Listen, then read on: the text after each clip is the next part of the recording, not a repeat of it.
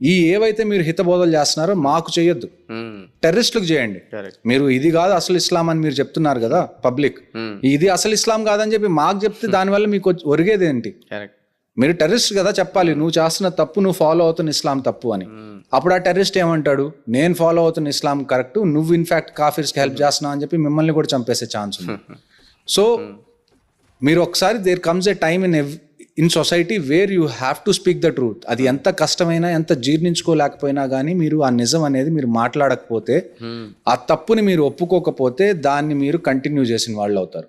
ఏదన్నా తప్పు ఉంటే దాని గురించి మాట్లాడాలి, రిఫార్మ్స్ అనేది జరిగితేనే నెక్స్ట్ జనరేషన్స్ పీస్ఫుల్గా ఉంటాయి. ఇప్పుడు ఏదైతే అటాక్ అనేది జరిగిందో దీని వెనకాల కొంతమంది పొలిటికల్ స్ట్రాటజీ కూడా అంటున్నారు అనమాట. ఇది ఎంతవరకు నిజం? ఎందుకంటే కొంతమంది అంటున్నారు ఇది మోడీయే చేపించాడు, కొంచెం ట్రంప్ కార్డ్ రిలేటెడ్ యూజ్ చేయడానికి, ఫర్దర్గా ఏదైనా మంచి పేరు తెచ్చుకోవడానికి. అంతకుముందు పుల్వామా అటాక్ జరిగినప్పుడు కూడా